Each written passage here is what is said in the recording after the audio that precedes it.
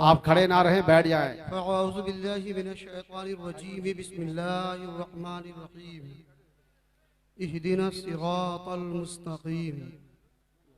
सदक़ल्लाहुल अज़ीम व सदक़ रसूलुहुन नबियुल अमीनुल मतीनुल मुबीनुल मुईनुल करीम व नहनु अला ज़ालिका लमिनश शाहिदीन व शाकिरीन वल्हम्दुलिल्लाहि रब्बिल आलमीन।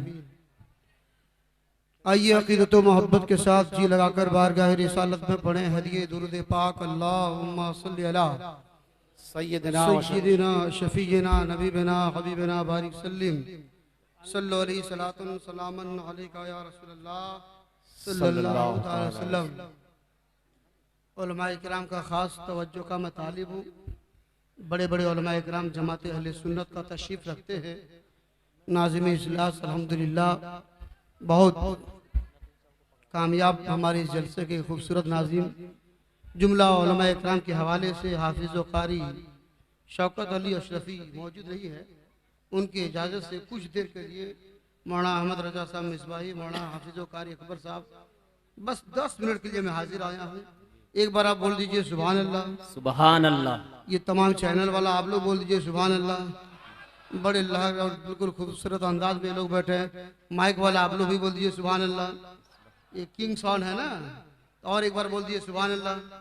बहुत अच्छे लोग हैं। एक शेर से शुरू होता हूँ हज़रत, बिल्कुल वक्त। मौलाना कमाल साहब आ गए, माशाअल्लाह, कमाल ही है। ये सारे उलमा किराम का चेहरा देखिए और आप लोग बरकतों से माला माल हो जाइए। आलिमों की सोहबत, इनके करीब रहेंगे तो आपको सब कुछ मिलेगा। इनकी बरकतों से माला माल होइए। अल्लाह के वलियों की बारगाह में जाने का तरीका ये बताएंगे, ढंग ये बताएंगे, वली की फजीलत क्या है, उनकी अहमियत क्या है, मर्तबा क्या, ये बताएंगे। एक शेर से उलमा किराम की इजाजत है, शुरू इजाजत है। मौलाना इम्तियाज साहब इजाजत है। राज़दारे कुल हु अल्लाहु अहद पैदा हुआ, राज़दारे कुल हु अल्लाहु अहद पैदा हुआ, वाकिफ़े असरारे अल्लाहु समद पैदा हुआ। और जब हुए पैदा अली तो गैब से आई निदा, आज देखो लम यलीद के घर वलद पैदा हुआ। सुभान अल्लाह। बोलिए ना सुभान अल्लाह। वली की बारगाह में हाजिर आए हैं इसीलिए कि यहाँ फैजान है तो अली का। बोलिए सुभान अल्लाह। सब कुछ मिलता है अली से, ये दर भी है अली का दर। बोलिए सुभान अल्लाह। अगर अली से मोहब्बत है तो बोल दीजिए या अली। या अली। वो अली जिस मैदान में देखिए लाजवाब है, वो अली जिस अली के बारे में नबी ने फरमाया ये अली मेरा है। बोलिए सुभान अल्लाह। और आका ने यह भी फरमाया अली से मैं हूँ। बोलिए सुभान अल्लाह।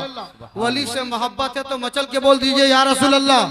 इसीलिए कि अल्लाह वाले जहाँ होते हैं उनका मकाम बड़ा आला होता है। आप उलमा से सुने होंगे कि जहाँ अल्लाह उसके रसूल का जिक्र होता है वहाँ अल्लाह की रहमतों की बारिश होती है। बोलिए सुभान अल्लाह। जहाँ जिक्र जमील हो अल्लाह और अल्लाह के नेक बंदों का तो वहाँ पर अल्लाह की रहमत की बारिश होती है।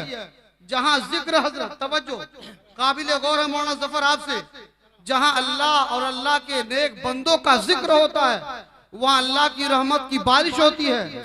जहाँ जिक्र होता है वहाँ बारिश होती है। लेकिन जहाँ अल्लाह के नेक बंदों की जिक्र ही नहीं, जहाँ अल्लाह का नेक बंदा ही मौजूद होता है। बोलिए सुभान अल्लाह। जहाँ अल्लाह का नेक बंदा ही हो वहाँ अल्लाह की रहमत की झमाझम बारिश होती है। बोलिए सुभान अल्लाह। जहाँ जिक्र हो सिर्फ बारिश होती है। जहाँ अल्लाह का नेक बंदा हो वहाँ रहमत की झमाझम बारिश होती है। अब पथल चपड़ी में आने वाले सुनो, यहाँ अल्लाह उसके रसूल का जिक्र हो रहा है, नेक बंदों का भी जिक्र हो रहा है और नेक बंदों का मजार भी है। सिर्फ रहमत की बारिश नहीं, रहमत की झमाझम बारिश होती है। ऐसे आस्थानों में आना चाहिए, ऐसे बुजुर्गों की बारगाह में सलीके से आना चाहिए, करीने से आना चाहिए, क्योंकि रहमत की बारिश इनके लिए होती है। मौका हम सबों को मिल जाए। मैंने देखा, महसूस किया है, बुजुर्गाने दिन की बारगाह से आदमियों को बरकतें मिलती है, यहाँ से फजीलतें मिलती है। सब किसी को नहीं मिलता है, यहाँ से उसी को पावर मिलता है जो अकीदत लेकर आता है, मोहब्बत लेकर आता है, प्यार लेकर आता है, उल्फत लेकर आता है। ये वो बारगाह है जहाँ से गरीब नवाज का आस्थाना दिखाया जाता है। गरीब नवाज की वो बारगाह है जहाँ से बगदादी मोहल्ला दिखाया जाता है। बगदाद वो बारगाह है जहाँ मौला अली मुश्किल कुशा का रास्ता बताया जाता है। अली का दर वो दर है जहाँ से मुस्तफा का घर का रास्ता बताया जाता है और मुस्तफा की बारगाह में जब पहुंचता है वहीं से खुदा तक पहुंचने का रास्ता मिल जाता है। बेशक सुभान अल्लाह सुभान अल्लाह। यहाँ अल्लाह के रहमतों की झमाझम बारिश होती है। हाफिज कारी अकबर साहब तशरीफ रखते हैं, मौलाना कमाल साहब पतल चपड़ी के नायब इमाम साहब है। ये ना तो तकरीर से मगन हो रहे थे, महसूस हो रहे थे। आप सोचे होंगे बड़े अच्छे इन्हीं का पावर चलता है। बात सही है, जहाँ अल्लाह वाला होता है हजरत वहाँ अल्लाह वालों का पावर चलता है। आज मौलाना जसीरुद्दीन बोल रहा है तो अपनी मर्जी से नहीं, दाता ने चाह लिया है तो मैं बोल रहा हूँ। ये तमाम लोग बैठे हैं, बैठे नहीं है, सब बैठाए गए हैं। दाता ने चाह लिया है तो सब यहाँ पर बैठे हैं। आओ इस आस्ताने की बात सुनो, इन बुजुर्गान दिन की बारगाह की बरकतों को सुनो। कसम खुदा की ऐसी बारगाह है, अगर मोहब्बतों से आओगे माला माल हो जाओगे, बीमार आओगे तो शिफा पाकर जाओगे, नंगड़ा होकर आओगे तो चलते हुए जाओगे। ऐसी बारगाह है। हजरत मौलाना कमाल साहब जो नवाज रहे थे, आप देख रहे, देखने में बड़ा छोटा है, ये तकरीर करके पसीना पसीना हो गए, परेशान हो गए, इनका पसीना आने लगा। एक पत्थर चपड़ी का नौजवान करीब आता है कि मेरा नाइब इमाम है, मोहब्बतों के साथ एक पंखा लेकर करीब आ जाता है। मौलाना कमाल को पंखा झलने लगता है, हवा इनको लगने लगती है, धीरे धीरे सुकून मिलने लगता है, पसीना सूखने लगता है। मैंने गौर किया मामला क्या है। मौलाना कमाल का ये कौन दीवाना है, का ये मेरा दोस्त है, मेरा मुक्तदी है। अब मेरा पसीना आ गया तकरीर के दौरान, मैं महसूस करने लगा मैं दुमका से आया हूँ और मेरा पसीना का हाल क्या होगा। मैं किससे कहूँ मुझे पंखा झिले, मैं किससे कहूँ मुझे हवा दे दे, कौन है जो मुझे सुकून पहुँचाए। मैंने सोचा अगर कहूँगा हो सकता है कोई लड़का इनकार कर दे। मैंने इत्मीनान से हरबा इस्तेमाल किया, गौर फिक्र करने के बाद मैं यहाँ तक पहुँचा कि चलो मौलाना कमाल साहब जहाँ बैठे हैं ठीक करीब जाकर मैं बैठ जाऊँ ताकि मेरा भी धीरे धीरे काम निकल जाए। हो सकता है इनकार कर दे तो बड़ी बेइज्जती होगी, बड़ी बदनामी होगी। मैंने माइक को छोड़ा, धीरे धीरे करीब हो गया, मौलाना कमाल से जाकर मुत्तसिल बैठ गया। जैसे मैं बैठा, उसका मुरीद, उसका दीवाना, उसका खादिम, उसका मुक्तदी पंखा उनके लिए झिल रहा था, हवा उनको दे रहा था, उनके लिए पंखा झिल रहा था। धीरे धीरे हजरत हवा मुझे भी लगने लगी, सुकून मुझे मिलने लगा, आराम मुझे मिलने लगा, पसीना सूखने लगा, मुझे चैन मिलने लगा, करार मिलने लगा। मौलाना अहमद रजा ने कहा मौलाना जसीर पसीना आपका कैसे सूखने लगा, आपको सुकून कैसे मिलने लगा। मैंने कहा देखते नहीं जरा सा। मैं बैठ गया मौलाना कमाल के बगल में, पंखा इनके लिए झीला जा रहा था। करीब में बैठने की वजह से धीरे धीरे हवा मुझे मिलने लगी तो सुकून मुझे भी मिलने लगा, आराम मुझे मिलने लगा, करार मुझे मिलने लगा।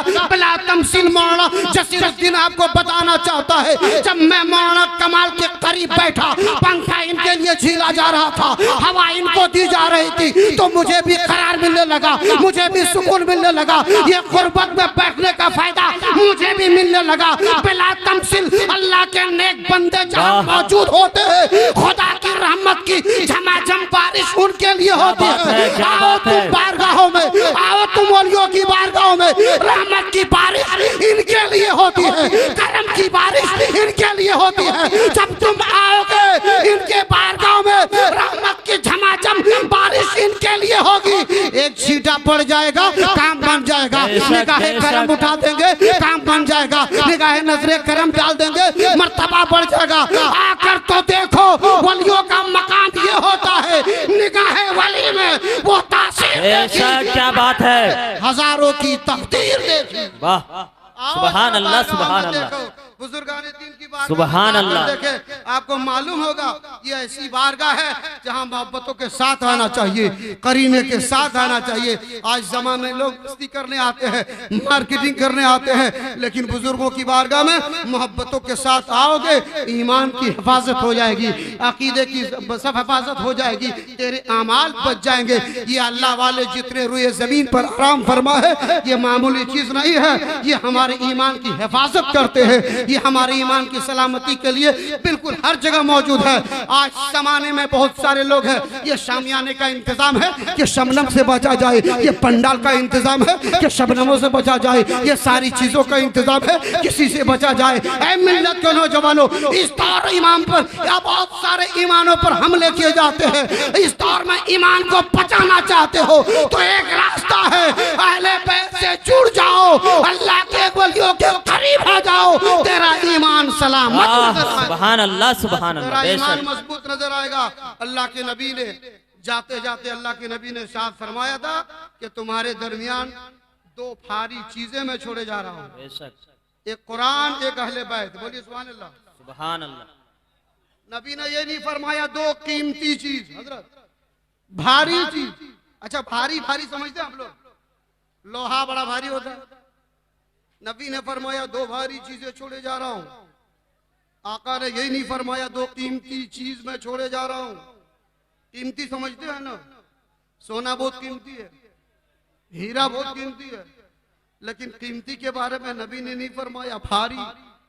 दो भारी चीज अगर एक तरफ रख दीजिए 1 कुंटल का लोहा मौलाना जफर साहब, और एक तरफ रख दीजिए 5 लाख टका। इधर लोहा है, इधर 5 लाख टका है, कीमत ज्यादा किसकी बताइए? किसका बेसी दाम है?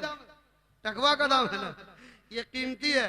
और 1 कुंटल लोहा, बस टाइम हो गया, ज्यादा टाइम हो रहा नहीं, बस टाइम पर उतर जाओ।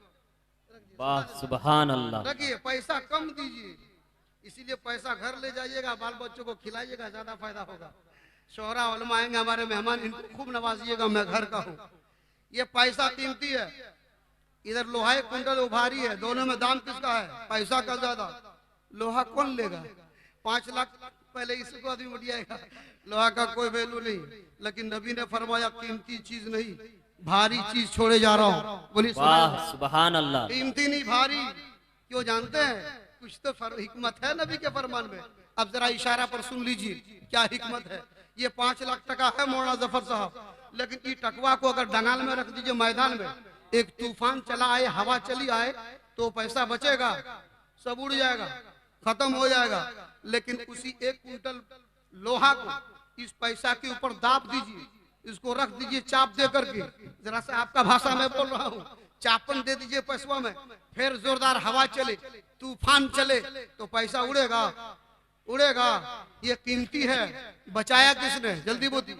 लोहा ने। अगर ये लोहा न होता तो हवा से ये बच सकता था, ये लोहा न होता तूफान से ये बच सकता था, ये लोहा न होता जालिमों से ये बच सकता था, ये लोहा न होता ये माल चाहे जितनी भी कीमती हो किसी काम का नहीं है, इसको बचाया है। तो इसी लोहे ने नबी ने फरमाया भारी चीजें छोड़े जा रहा हूँ। नबी के फरमान में बहुत बड़ी हिकमत है, बहुत पावर है, बहुत कुछ हिकमत है। नबी के फरमान में इतनी वसअत है जिसका कोई जवाब नहीं। नबी ने नहीं फरमाया कीमती चीज, नबी जानते थे ईमान सबसे कीमती चीज है, वो भी जानते थे। लेकिन इस ईमान की कीमती चीज मालूम हुआ, कीमती चीज को बचाने के लिए भारी सामान चाहिए। जब तक भारी सामान नहीं होगा कीमती चीज को कोई बचा नहीं सकता है। ये सब तूफान से बचा है तो लोहे को चापन के वजह से, ये 5 लाख बचा है तो लोहे की वजनी की वजह से। अगर लोहे के वजनी डाला ना जाता तूफान पैसा को उड़ा देता, हवा उसे उड़ा कर कहाँ ले जाता। तो नौजवानों गौर करो, नबी को मालूम था मुसलमानों के पास ईमान सबसे कीमती जौहर है, सबसे कीमती चीज है। एक जमाना ऐसा आएगा सबसे पहले डाकू डाका डालेगा तो इसी ईमान पर डाका डालेगा, इसी ईमान पर खतरात होगा, इसी ईमान का पीछे लगेगा, इसी ईमान के पीछे लोग दौड़ेंगे। कभी कोई जुब्बा पहन कर आएगा, कोई दाढ़ी रख कर आएगा, कोई टोपी लगा कर आएगा, कोई नमाज दिखा कर आएगा, कोई सजदा दिखा कर आएगा, हमला करेगा इस ईमान पर। यह कीमती चीज लूटने वाला आएगा, लेकिन बचा कैसे जाए? तो नबी ने फरमाया इस कीमती चीज की हिफाजत चाहते हो तुम्हें भारी सामान लेना होगा, और वो भारी सामान अल्लाह के वलियों।